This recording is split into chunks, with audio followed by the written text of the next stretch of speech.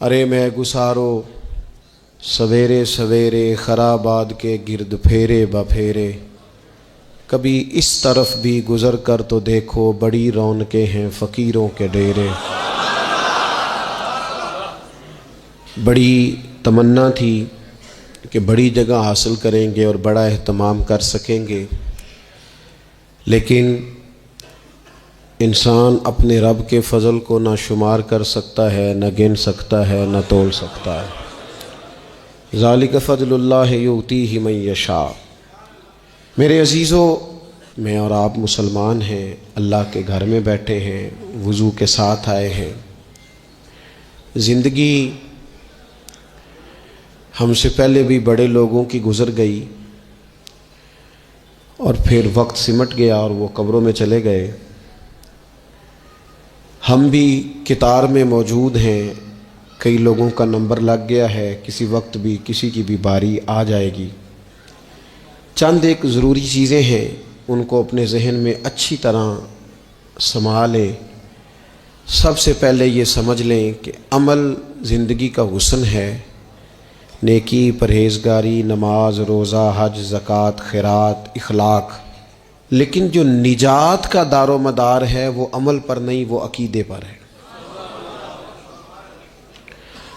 اگر عقیدوں میں خرابی آ جائے، اللہ تعالیٰ کی ذات کے بارے میں، رسول پاک علیہ السلام کے کمالات کے بارے میں، حضور علیہ السلام کی طیب و طاہر آل پاک کے بارے میں، یا حضور کے جمیع صحابہ کے بارے میں کسی کے عقیدے میں کمی آ گئی، میرے نبی پاک علیہ السلام کی ذات کے بارے میں ہمیشہ اپنا عقیدہ اعلیٰ رکھنا، ستھرا رکھنا، اور اپنے ذہن میں یہ بات بٹھا کے رکھنا کہ بعد از خدا بزرگ توئی قصہ مختصر۔ کبھی کسی شخص کی کمزور بات کے پیچھے نہ چلنا۔ اللہ نے ہمیں رحمت للعالمین نبی کا غلام بنایا ہے۔ اللہ نے محبوب پاک علیہ السلام کو عظمتوں، شانوں، بلندیوں کے ساتھ بھیجا ہے۔ کبھی کسی ایسے بحث کا حصہ نہ بننا جو حضور کے کمال کو تولیں، یا نبی پاک کے علم کو تولیں، یا حضور کے فضائل کو تولیں، یا نبی پاک علیہ السلام کی عظمتوں کو تولیں۔ کبھی اس بات کے قائل نہ ہونا۔ یہ نظریہ لے کے ہم نے قبر میں جانا ہے کہ بلغ العلا بکمالہ، کشف الدجی بجمالہ، حسنت جمیع خصال، صلو علیہ حضور کی عظمتوں کے قائل رہنا، اور ہمیشہ قائل رہنا، اور جم کے قائل رہنا۔ کبھی کسی کمزور بات کا سہارا، لوگ بڑی کہانیاں سناتے ہیں، بڑی باتیں بتاتے ہیں، کبھی اس چکر میں نہ پڑنا۔ نبی پاک کی جتنی نسبتیں ہیں نا، ان سب کا احترام کرنا۔ ہمارے بزرگ نا جس گدھے مبارک پر محبوب سوار ہوتے نا، اسے گدھا نہیں کہتے، ہمارے بزرگ اسے کہتے ہیں دراز گوش شریف۔ دراز گوش فارسی میں لمبے کانوں والے کو کہتے ہیں چونکہ اس گدھے پر حضور سوار ہوئے ہیں، اب اس کو دراز گوش شریف کہنا ہے۔ کہتے ہیں کبھی کو مٹی تھوڑی محبوب کریم علیہ السلام کے قدمین شریفین کے قریب آئے تو یہ نہیں کہنا قدموں کو مٹی لگ گئی، کہنا کچھ مٹی حضور کے قدم چومنے لگی، مٹی حضور کے قدم چومنے لگی۔ کبھی بات کرنا ہوتی تو کہتے کہ بیماری آئی تھی محبوب پاک سے فیض لینے کے لیے۔ تو بہت احترام کے جذبات۔ اعلیٰ حضرت بریلوی رحمۃ اللہ علیہ کے سامنے کسی نے یہ شعر پڑھا تھا کہ شان یوسف جو دبی وہ بھی اسی در پہ دبی، تو فرمایا یہ تو کیا کہہ رہا ہے، حضور تو کسی کو دبانے آئی نہیں، تو کہہ شان یوسف جو بڑی وہ بھی اسی در سے بڑی۔ پھر کسی نے کہا تھا وہ دو درخت تھے نبی پاک کے گنبد کے سامنے کھجوروں کے پرانے زمانے میں، تو کسی نے کہا تھا یوں ہیں درخت حضرت والا کے سامنے، مجنوں کھڑا ہو خیمہ لیلا کے سامنے۔ تو اعلیٰ حضرت فرمانے لگے تم نے حضور کے خیمے کو تشبیہ ٹھیک نہیں دی، تمہیں کہنا چاہیے تھا یوں ہیں درخت حضرت والا کے سامنے جیسے قدسی کھڑے ہیں عرش معلیٰ کے سامنے۔ کبھی بھی کوئی کمزور لفظ، کمزور جملہ حضور سرور کہوں کہ مالک و مولا کہوں تجھے، باغ خلیل کا گلے زیبا کہوں تجھے، لیکن رضا نے ختم سخن اس پہ کر دیا، خالق کا بندہ خلق کا آقا کہوں تجھے۔ ایک تو یہ بات، دوسری بات یہ کہ بڑا افراط و تفریط کا دور آیا ہے،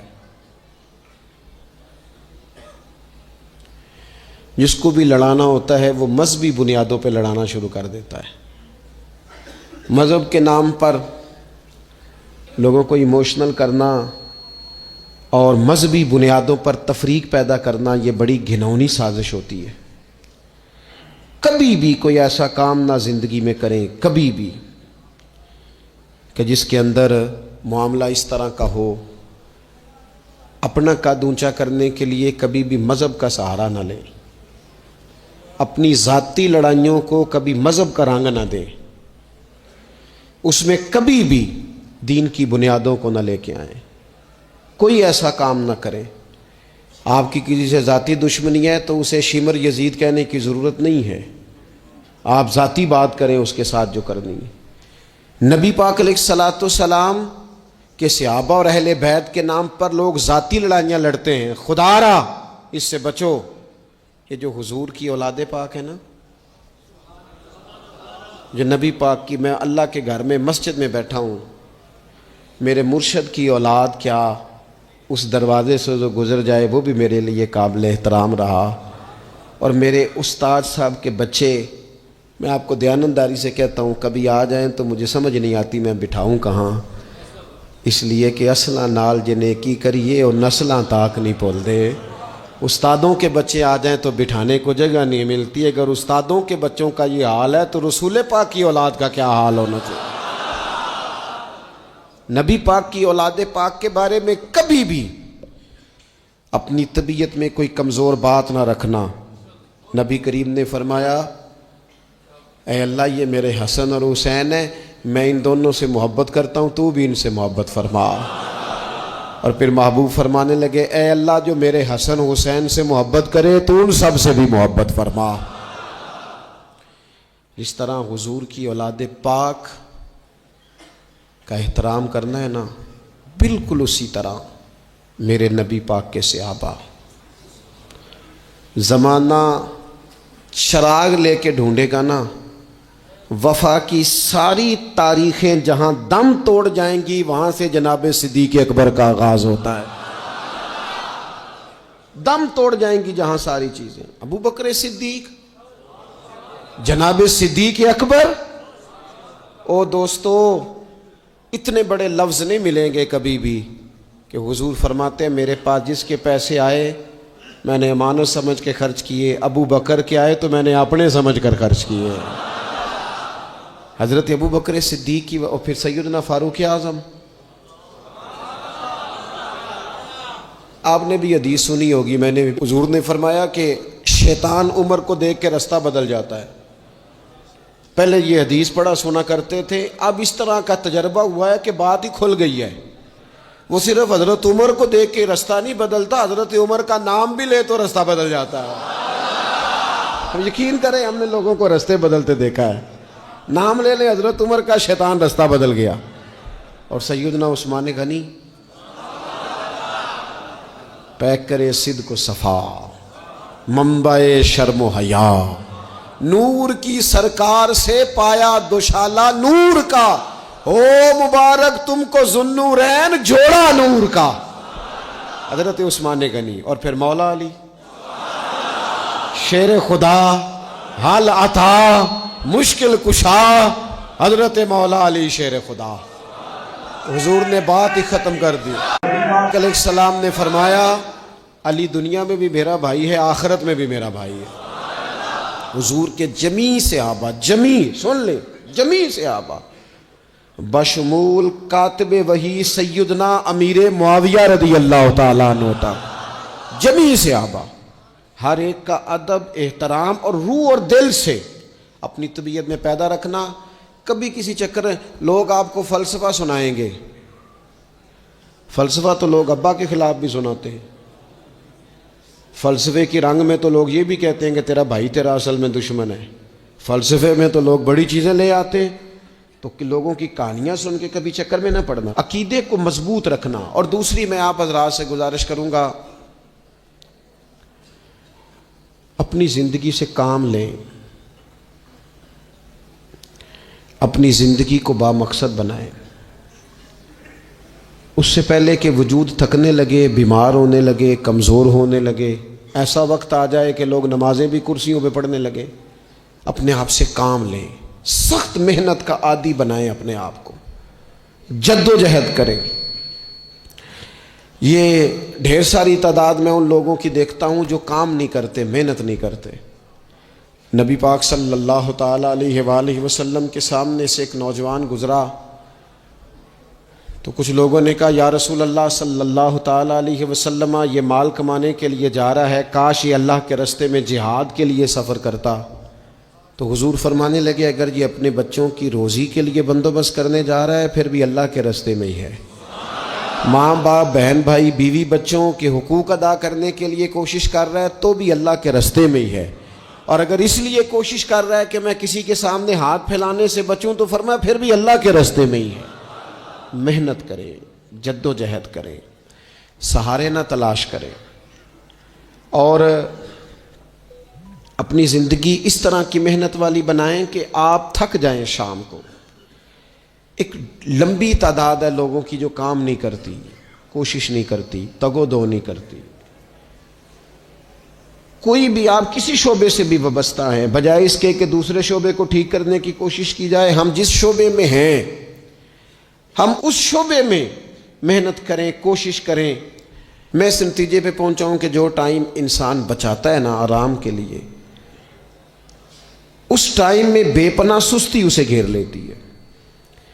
ہم چھوٹے ہوتے تھے بچپن میں، اسکول سے ایک چھٹی کرتے تھے پھر دوسری کرنے کو بھی دل کرتا تھا، دوسری کرتے تھے پھر تیسری کرنے کو بھی دل کرتا تھا۔ گاڑی اسی کا نام ہے جو چلتی رہے، ڈیوٹی اسی کا نام ہے جو ہمیشہ کی جائے۔ زندگی میں مسلسل جد و جہد کریں گے، مسلسل کام کریں گے، اس کا نتیجہ یہ نکلے گا کہ آپ محسوس کریں گے کہ آپ کا وجود جو ہے وہ بڑی صلاحیتوں والا ہے، وہ بیکار نہیں ہے۔ مسلسل کام۔ آپ انبیاء کرام علیہ السلام کی زندگی دیکھیں، صحابہ کی زندگیاں دیکھیں، اہل بیت کی دیکھیں، اولیاء اللہ کی دیکھیں، بزرگان دین کی دیکھیں، آپ دیکھیں کہ انہوں نے کام کتنا کتنا بڑا کیا ہے۔ ہم کبھی ان کو پڑھتے ہیں تو حیران ہو جاتے ہیں کہ یار اتنے مختصر وقت میں اتنا زیادہ کام تو ممکن ہی نہیں۔ اعلیٰ حضرت رحمۃ اللہ علیہ نے 1000 کتاب لکھ دی، امام بخاری نے پوری دنیا میں گھوم کر احادیث جمع کر کے ایک جگہ پہ اکٹھی کر دی، اور پھر اصول وضع کر دیے حدیث پاک کے کہ حدیث کس طرح قبول کی جائے گی، پھر اس میں فرق کر دیا کہ صحیح کون سی ہے، متواتر کون سی ہے، حسن کون سی ہے، ضعیف کون سی ہے، موضوع ہو تو پھر اس کے قاعدے کیا ہیں۔ اتنا کام بزرگوں نے کر دیا۔ جد و جہد تھی زندگی میں، مسلسل ڈیوٹی کرتے تھے۔ جب مسلسل کام کرتے ہیں نا، نبی پاک صلی اللہ تعالیٰ علیہ وسلم نے فرمایا جو آدمی محنت کرے، کوشش کرے اور شام کو تھک کے سو جائے، اللہ اس کے پچھلے گناہوں کو معاف فرما دے گا۔ تو چلتے رہیں، جد و جہد کریں، ہمت کریں، کوشش کریں۔ کبھی کبھی یوں ہوتا ہے کہ انسان سمجھتا ہے کہ میں نے کوشش تو کی تھی لیکن یار یہ میرے کوشش کرنے سے کوئی نتیجہ نہیں نکلا۔ عارف رومی رحمۃ اللہ علیہ فرماتے ہیں کہ ایک شہر ایسا تھا جس میں ایک بیماری بار بار حملہ کرتی تھی، تو 3-4 پہاڑیاں ایک دوسرے کے اوپر تھیں، اکٹھے پہاڑ بنے ہوئے تھے، اس کے اوپر وہ جڑی بوٹی تھی جس سے اس بیماری کا علاج ہوتا تھا۔ تو کئی حکیموں نے بتایا کہ اگر وہ جڑی بوٹی حاصل کر لی جائے تو تمہارے شہر کے لوگ صحت یاب ہو سکتے ہیں، پر وہ 4 پہاڑیاں اوپر نیچے، اور پھر ڈھلان بڑی سیدھی تھی، جو پیر رکھتا پھسل جاتا، کوئی جرت ہی نہ کرتا اوپر جانے کی، لیکن لوگ بیمار تھے، تکلیف میں تھے۔ بالآخر ایک شخص نے ارادہ کیا کہ کب تک لوگوں کو بیماری سے سسکتے، تڑپتے، مرتے دیکھتا رہوں گا۔ اس نے کلاڑا اٹھایا، ہتھوڑا اٹھایا، پہاڑ کاٹنا شروع کیا کہ میں سیڑھیاں بناؤں گا اوپر جانے کے لیے۔ فرماتے ہیں کہ وہ پہاڑ کاٹ رہا تھا تو جو قریب آتے تھے نا، وہ اسے کہتے تھے پاگل ہو گیا تو اکیلا بندہ کیسے پہاڑ کاٹے گا؟ बेवकूफ़ है, छोड़ दे। उसने कहा यार तुम साथ नहीं चल सकते तो हौसला शिकनी तो ना करो, मुझे कुछ करने तो दो। सालों लग गए, एक पहाड़ काट के सीढ़ियाँ बनाई उसने, फिर दूसरा पहाड़ शुरू किया, फिर सालों लग गए और 2 पहाड़ काटे थे, बुढ़ापा आ गया, बीमार हो गया, मौत का वक्त आ गया।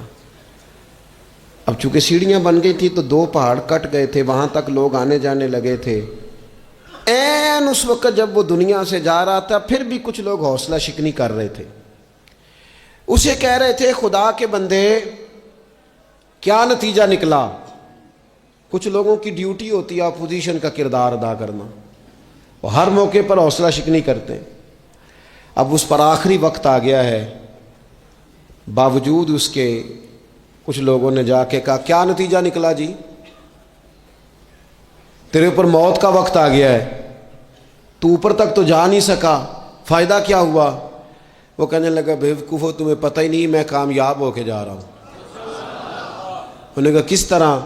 कहने लगा मैंने आधा सफ़र आसान कर दिया है, अब जो मेरे बाद आएगा ना उसे सिफर से नहीं शुरू करना पड़ेगा, मैंने आधा सफ़र उसके लिए आसान कर दिया। वो तीसरे पहाड़ से शुरू करेगा और 2 काटेगा तो जड़ी बूटी तक पहुंच जाएगा, लोगों को शिफा होने लगेगी अल्लाह के फजल से। हम पता क्या करते हैं, बिलखुसूस मेरे वतन का रिवाज ये है कि लोग आधा सफ़र भी आसान करने को तैयार नहीं, वो कहते नहीं सारा ही फलाना करेगा।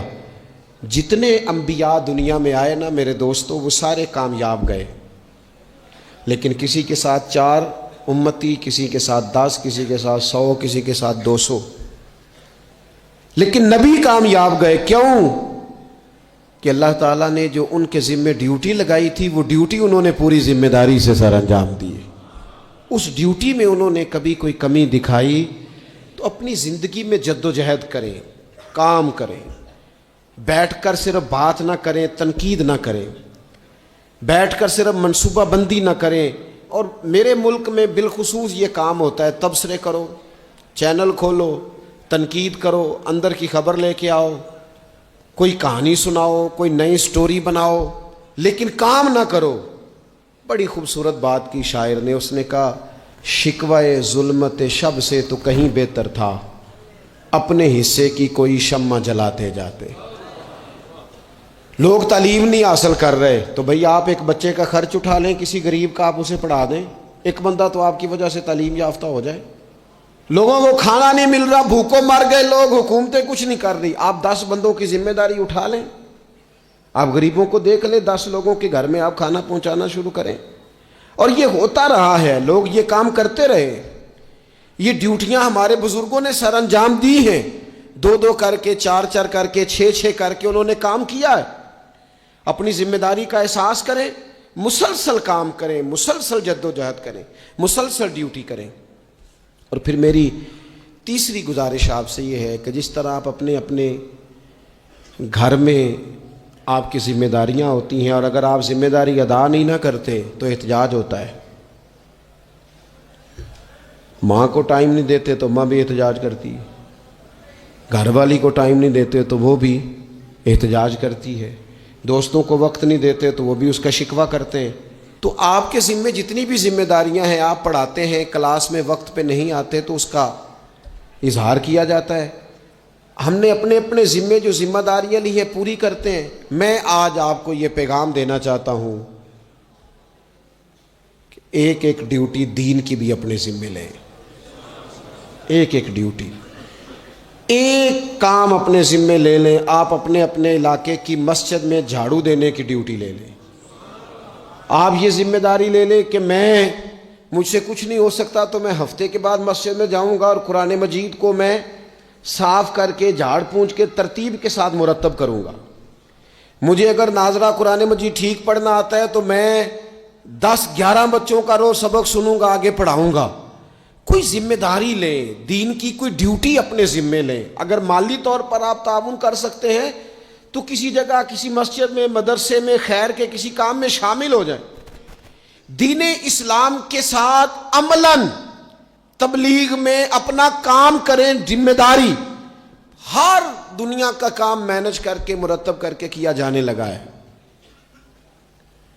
معیشت ہو، معاشرت ہو، تعمیرات ہو، دین کا کام ہے وہ اسی طرح چل رہا ہے۔ محفل آ گئی برکت کے لیے محفل کر لو، جمعہ آ گیا پڑھ لو، تراویح ایک حافظ صاحب مقرر کر لو۔ بھئی آپ اس کو مینج کریں، ساری دنیا میں چیزیں مینج کی جاتی ہیں، آپ اسے مینج کریں۔ آپ خطیب صاحب سے فرمائش کریں کہ مجھے آپ جمعے والے دن اس موضوع پر کچھ سنائیں۔ آپ مسجد کے امام سے اس بات کی فرمائش کریں کہ آپ تراویح میں جو قرآن مجید سنائیں گے مہربانی کریں ہمیں اس کا خلاصہ بھی بیان کر کے سنائیں۔ آپ تھوڑی کوشش کریں گے تو آپ دیکھیں گے کہ بیان کرنے والوں کا بھی ذوق بڑھے گا، کچھ تھوڑی ذمہ داری کا احساس کریں۔ صحابہ کرام نے نا بڑی منصوبہ بندی کے ساتھ دین پھیلایا، بڑی جد و جہد کی۔ انہوں نے دیکھا کس علاقے میں ہم نے جہاد کے لیے جانا ہے، کس میں تبلیغ کے لیے جانا ہے، کس علاقے میں کس طرح کر کے ہم نے ڈیوٹی سر انجام۔ مصر میں ایک شہر ہے اس کا نام ہے فسطاط، وہ کہتے ہیں گھونسلے کو، پرندوں کے گھونسلے کو۔ حضرت سعد بن ابی وقاص رضی اللہ تعالیٰ عنہ اپنی فوجیں لے کے وہاں گئے تھے، آپ نے وہاں خیمہ لگایا، کچھ دن وہاں قیام کرنا تھا، آپ کا وہاں خیمہ تھا۔ وہاں آ کے کبوتر بیٹھنے لگے، ایک کبوتری نے انڈے بھی دے دیے، وہاں گھونسلہ بن گیا۔ اب آپ جب وہاں سے ہجرت کرنے لگے نا، آگے بڑھنے لگے، تو دل میں خیال آیا کہ خیمے اکھاڑتے ہیں چلتے ہیں۔ جب وہ خیمے اکھاڑنے لگے تو دیکھا اوپر تو گھونسلہ بنا ہے، اس میں تو کبوتر رہتے ہیں، ان کے بچے بھی ہیں۔ حضرت سعد بن ابی وقاص نے 2 فوجیوں کے ذمے لگایا، فرمایا یہاں تم پہرے دار بن کے کھڑے ہو جاؤ، یہ خیمہ اکھاڑا نہیں جائے گا، اس کو یہیں لگا رہنے دیں گے تاکہ یہ کبوتر جو ہیں انہیں تکلیف نہ ہو۔ وہ 2 فوجی وہیں رہے، خیمہ لگا رہا، وہاں پانی کا بندوبست کیا جاتا رہا، خوراک کا بندوبست کیا جاتا رہا۔ قریب قریب بستیوں سے جب لوگوں نے دیکھا نا یہاں لوگ موجود ہیں تو لوگوں نے وہاں آ کے مکان بنانے شروع کر دیے۔ وہ ایک پرندے کے گھونسلے کی حفاظت کے لیے کچھ دیر 2 سپاہی رکے تھے، اللہ نے وہاں پورا شہر آباد فرما دیا ہے۔ تو آپ ایک گھونسلے کی حفاظت شروع کریں، انشاءاللہ شہر آباد ہو جائیں گے۔ لیکن ہم گھونسلوں کی حفاظت کرنے کو بھی تیار۔ اب چوتھی بات آپ کی خدمت میں عرض کرنی ہے، ایک ضروری کام بڑی بڑی توجہ کے ساتھ آپ نے سمجھنا ہے، تھوڑا سا اس کے پس منظر کو سمجھ لیں۔ جو آیہ کریمہ میں نے تلاوت کی ہے اس کا حصہ بھی اسی میں آئے گا۔ دنیا کا نظام نہ 2 طریقوں سے چلتا ہے، ایک ہے نظام اسباب اور ایک ہے نظام غیب۔ ایک نظام اسباب سے چلتا ہے کہ آگ جلاتی ہے، پانی ٹھنڈا کرتا ہے، انسان ماں باپ کے ملاپ سے پیدا ہوتا ہے۔ دنیا نظام اسباب سے چلتی ہے اور اسی ترتیب سے نظام آگے چل رہا ہے۔ اور ایک ہے نظام غیب، جب اللہ اپنی رحمت کا فیصلہ فرمائے تو ایک نظام وہ بھی ہے۔ وہ کیسے ہے؟ آگ جلاتی ہے لیکن جب رب چاہے نا تو حضرت ابراہیم کے لیے ٹھنڈی ہو جاتی ہے۔ یہ کیا ہے؟ یہ نظام غیب ہے۔ نظام اسباب یہ ہے کہ ماں باپ کے ملاپ سے اولاد پیدا ہوتی ہے، اور اگر رب چاہے نا تو حضرت عیسیٰ علیہ السلام کو بغیر باپ کے بھی پیدا فرما دیتا ہے۔ ہم جو مسلمان ہیں نا، ہماری ساری کی ساری توجہ نظام اسباب پہ ہو گئی ہے۔ اسباب پورے جمع کرو لیکن اپنے رب کی بارگاہ کی طرف رجوع بھی کرو۔ کئی دفعہ نا اسباب سارے بندے کے ہاتھ سے چھوٹ جاتے ہیں، پھر اسے ضرورت ہوتی ہے دست غیب کی، اللہ اس کی مدد کرے۔ جو آیہ کریمہ میں نے قرآن مجید کی پڑھی ہے اس میں اللہ کریم نے فرمایا یا ایھا الذین آمنوا توبوا الی اللہ توبۃ نصوحا، اے ایمان والو اپنے رب کی طرف رجوع کرو، اپنے رب کی بارگاہ میں توبہ کرو، پر توبہ سچی کرنا، رجوع الی اللہ کرو، اللہ کی طرف رجوع کرو۔ بعض اوقات سارے نظام ختم ہو جاتے ہیں، نظام اسباب، اس وقت ضرورت ہوتی ہے رجوع الی اللہ کی کہ نظام غیب آئے۔ حضرت سارہ رضی اللہ تعالی عنہا جو جناب ابراہیم علیہ السلام کی اہلیہ ہیں، آپ ایک رستے سے گزر رہی تھیں، حضرت ابراہیم علیہ السلام آپ کے ساتھ تھے، تو جس رستے آپ تشریف لے جا رہے تھے اس رستے میں بادشاہ بڑا ظالم تھا، وہ معاذ اللہ تعالیٰ ثم معاذ اللہ عورتوں کو گرفتار کر لیتا اور اپنی بدباطنی کا ثبوت دیتا۔ وہاں سے جناب سارہ گزری، مسند امام احمد بن حنبل سے یہ حوالہ عرض کر رہا ہوں۔ حضرت سارہ کو اس نے گرفتار کر لیا۔ جب وہ جناب سارہ کی طرف بڑھنے لگا تو اب وہ جتنے اسباب تھے نا اس وقت کے وہ سارے اختیار کیے گئے، لیکن اس بادشاہ سے جان نہیں چھوٹی۔ جب وہ بڑھنے لگا تو جناب سارہ نے پھر رب کریم کی طرف رجوع کیا، مصلی پہ بیٹھ گئی، کہنے لگی مالک اب تو ہی کرم فرمانے والا ہے۔ آپ نے اس درد سے دعا فرمائی کہ وہ بادشاہ زمین پر بے ہوش ہو کے گرا اور تڑپنے لگا، قریب تھا کہ وہ مر جائے۔ تو حضرت سارہ پھر مصلی پہ بیٹھیں اور اپنے مالک کی بارگاہ میں عرض کرنے لگی مالک اگر یہ مر گیا تو مجھ پہ الزام آئے گا کہ میں نے مارا ہے، اسے مارنا بے ہوش ہی فرما۔ وہ بے ہوش ہو گیا، تھوڑی دیر کے بعد ہوش آیا تو پھر آپ کی طرف بڑھنے لگا تو آپ نے پھر اللہ کی جانب رجوع کیا۔ جب دوبارہ رب کریم کی جانب رجوع کیا تو پھر وہ بے ہوش ہوا۔ کئی دفعہ وہ کوشش کرتا، لیکن آپ جب اپنے مالک کی بارگاہ میں ہاتھ اٹھاتی تو بے ہوش ہو کے گر پڑتا۔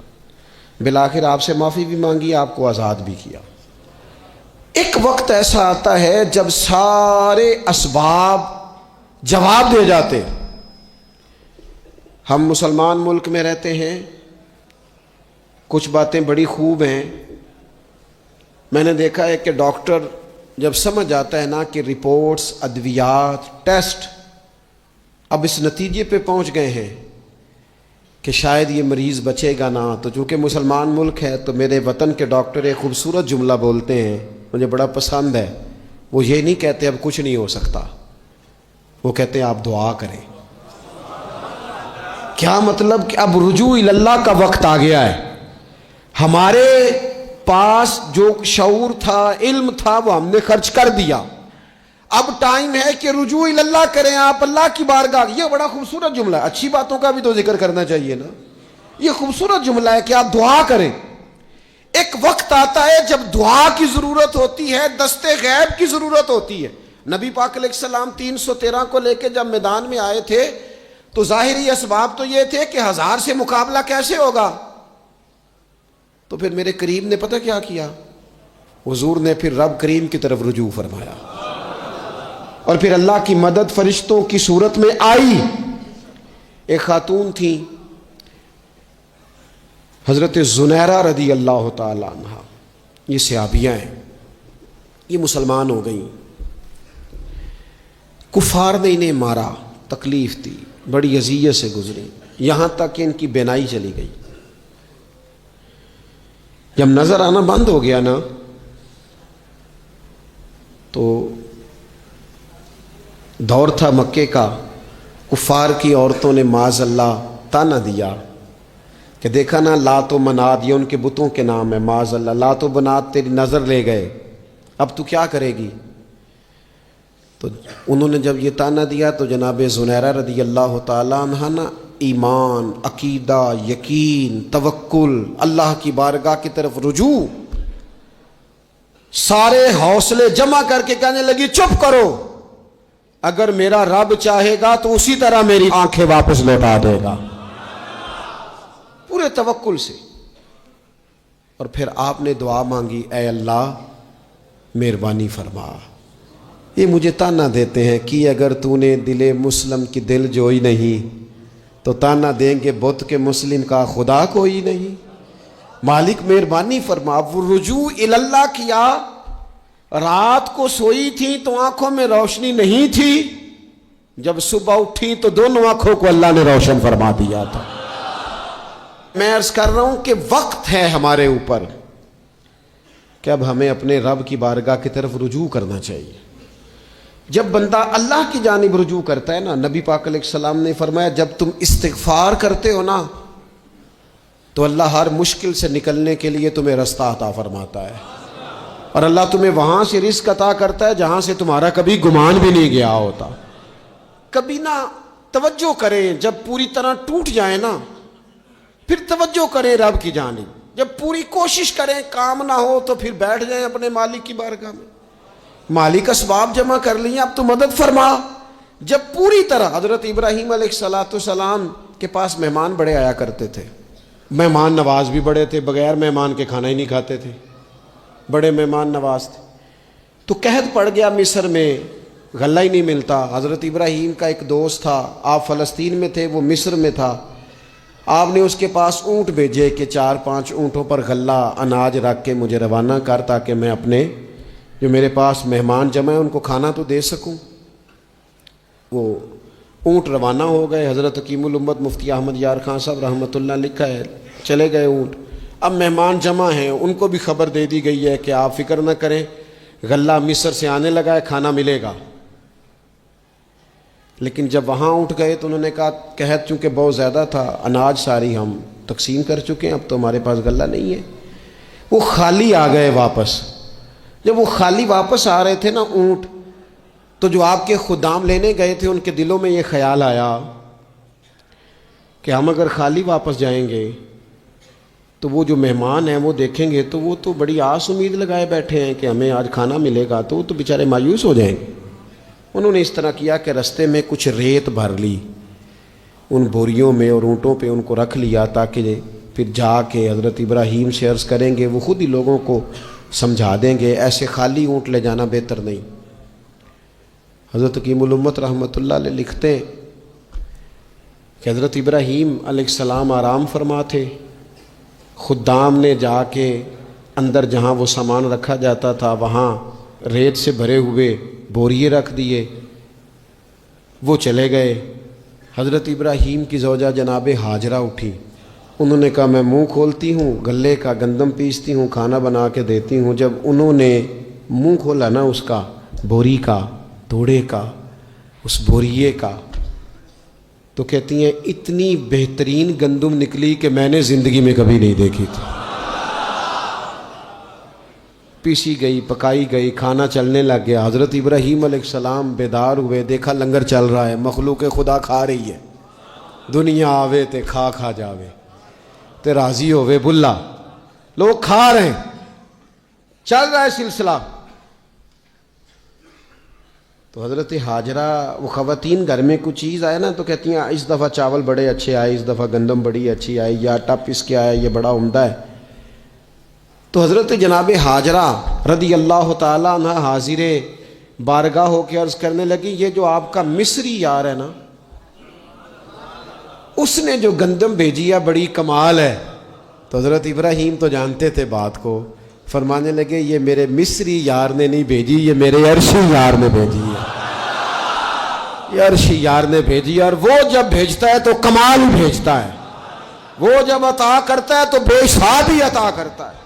او میرے دوستو، امت کو ضرورت ہے اس وقت دست غیب کی۔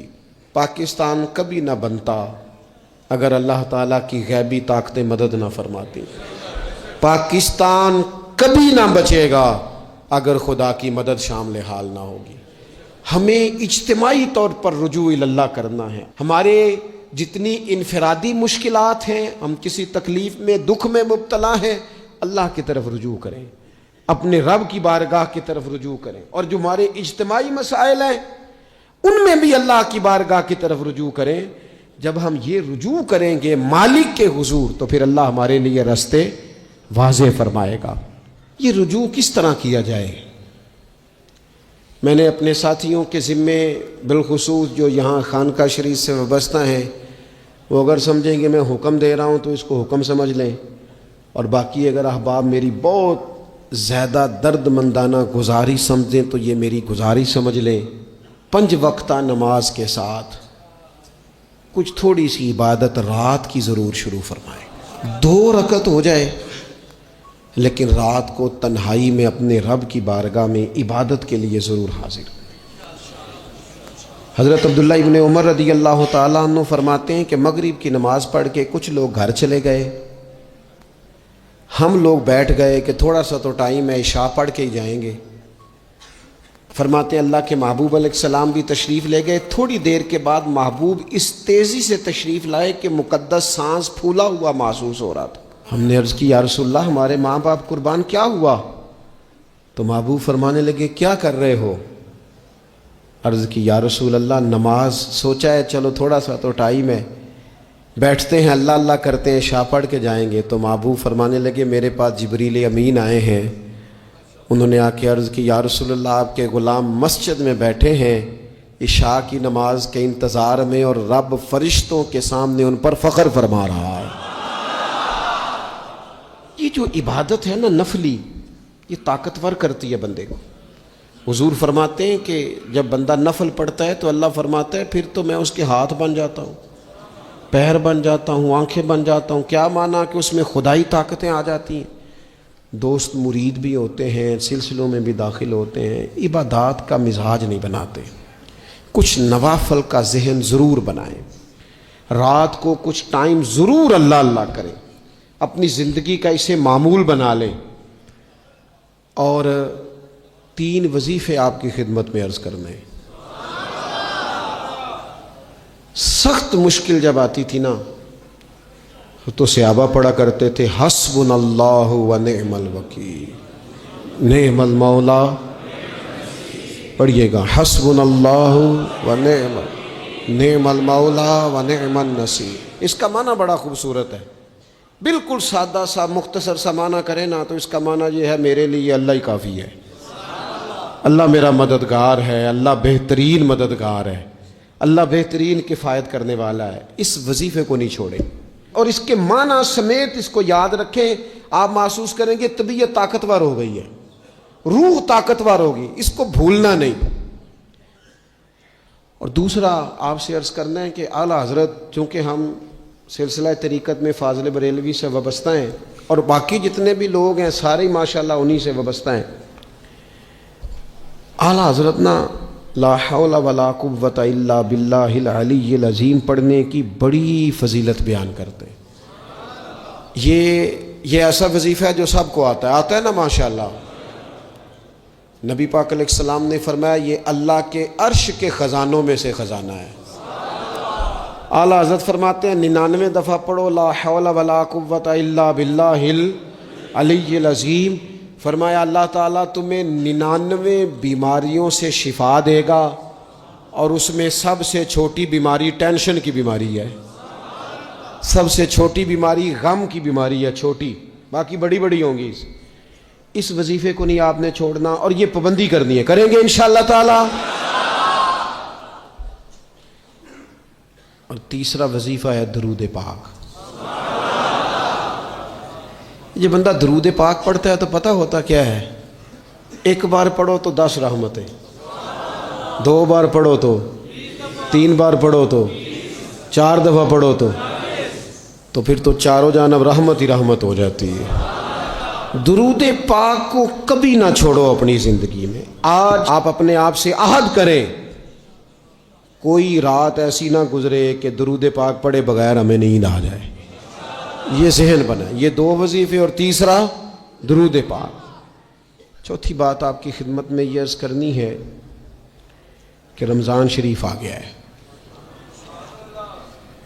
رمضان شریف کا قرآن پاک سے اس لیے گہرا تعلق ہے کہ شہر رمضان الذی انزل فیہ القرآن، رمضان کا وہ مہینہ ہے جس میں اللہ نے قرآن نازل فرمایا ہے۔ اس ماہ مقدس میں قرآن مجید کے ساتھ اس طرح کی دلچسپی پیدا کریں کہ جن کا ناظرہ ٹھیک نہیں ہے وہ قرآن مجید ناظرہ ٹھیک کریں، اور جن کا ناظرہ درست ہے وہ کنز الایمان لے لیں، خزائن العرفان تفسیر لے لیں، اور 1 رکوع کم از کم صبح میں 1 شام میں، اور پورا پارہ پڑھیں، پھر تو لطف نصیب ہو جائے گا۔ تھوڑا سا نا دلچسپی پیدا کریں قرآنی علوم کے ساتھ۔ بڑی خشکی ہے، بڑے شعر یاد ہیں، بڑی کہانیاں یاد ہیں، بڑی باتیں یاد ہیں، پر قرآن پاک کے ساتھ ہماری وہ دلچسپیاں موجود، خاص ذوق پیدا کریں قرآنی تعلیمات کے ساتھ۔